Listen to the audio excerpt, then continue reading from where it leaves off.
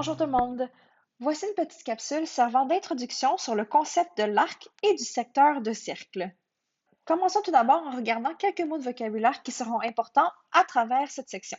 Alors tout d'abord, l'arc d'un cercle se définit comme étant une partie de la circonférence d'un cercle ou, en d'autres mots, une partie du périmètre du cercle. Alors si on regarde le cercle de gauche, ce que je suis en train de dessiner en jaune représente un arc du cercle. Par la suite, on va aussi aller parler du secteur circulaire. Alors, contrairement à l'arc, le secteur n'est pas une partie de la circonférence, mais bel et bien une partie de l'aire d'un cercle. Donc, par exemple, si j'aimerais aller observer l'intérieur de cette partie juste ici, que je colorie en jaune, ceci est le secteur d'un cercle. Sachant que l'arc et le secteur sont seulement une partie du cercle, nous allons être capables d'aller établir des proportions qui vont nous aider avec les calculs. Alors, je vous rappelle qu'une proportion se définit avec une égalité entre deux fractions ou entre deux taux. Alors ici, si je veux aller déterminer la proportion qu'on peut utiliser pour un arc, on va aller regarder quelles informations est-ce que nous allons toujours avoir. Alors, nous savons que dans un cercle, nous avons toujours un total de 360 degrés. Et dans ce type d'exemple, nous allons toujours avoir ce qu'on appelle un angle au centre. Alors, nous allons comparer l'angle au centre avec la totalité des angles dans un cercle qui est 360 et ce taux qui est ici sera toujours égal à ce qu'on est intéressé, donc l'arc du cercle. Alors ici, l'arc du cercle. Et mon arc de cercle, je vais toujours aller le comparer, comme je l'ai dit tout à l'heure, avec la circonférence totale de mon cercle, c'est-à-dire le périmètre du cercle. Alors, observez la proportion que je viens d'établir. Au numérateur, l'arc du cercle et l'angle au centre, on parle toujours de la partie d'un cercle. Donc, par exemple, ici, seulement cette partie ici. Donc, l'arc du cercle, c'est l'arc BC et l'angle au centre serait l'angle qui est défini juste ici. Mon dénominateur, lui, parle toujours du total.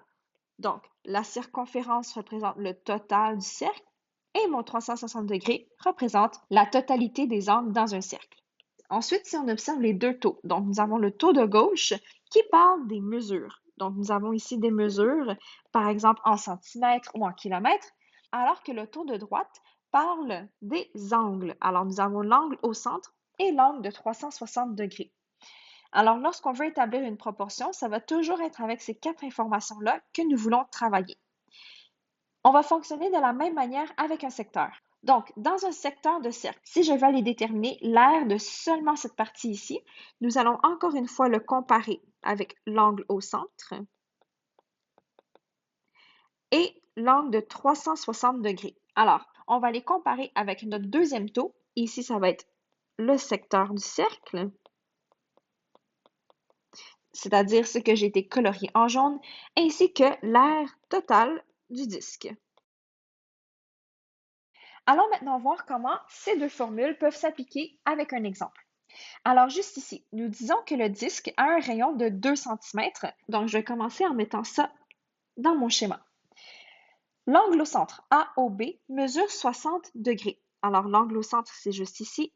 Je sais que ceci mesure 60 degrés et nous cherchons l'aire de ce secteur, c'est-à-dire je veux savoir combien de centimètres carrés entrent dans cette petite section ici, délimitée par mes deux rayons orange. On va aller établir notre proportion. Ici, puisque je parle de secteur, la proportion que je vais utiliser, c'est celle avec le secteur circulaire. Alors, je veux le secteur divisé par le total. Et le total ici, on va parler de l'aire du cercle, que nous allons comparer avec les angles, parce qu'ici, je sais que j'ai un angle de 60 degrés sur un total de 360 degrés. Alors, nous avons déjà deux informations. Il nous en manque une pour être capable d'aller résoudre et d'aller trouver ce qu'on cherche ici, qui est l'aire du secteur. L'aire du secteur, ça veut dire que je cherche cette information-là juste ici. Maintenant, comment je fais pour aller trouver l'aire du disque? Eh bien, il va falloir faire appel à la formule que nous avons vue précédemment sur l'aire d'un disque.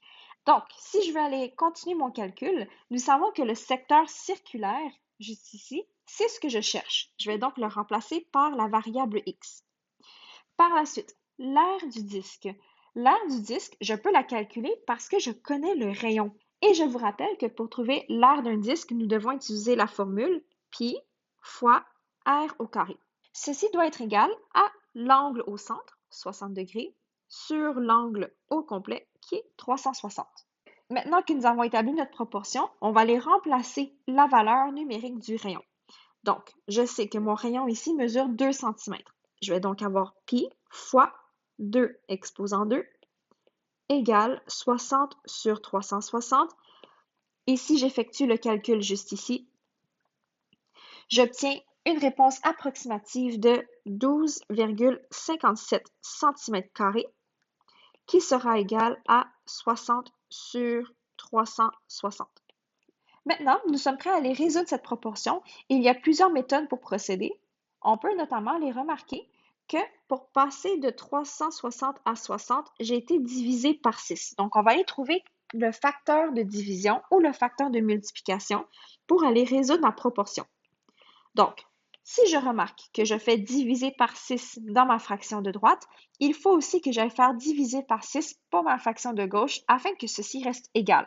Pour trouver la valeur de x, je peux tout simplement faire 12,57 que je divise par 6, ce qui me donne une valeur de x de 2,095 et ceci, c'est en centimètres carrés parce que le x représente l'aire du secteur et les aires, c'est toujours des unités en centimètres carrés. Et voilà, ceci est un premier exemple sur comment calculer un secteur circulaire. Merci.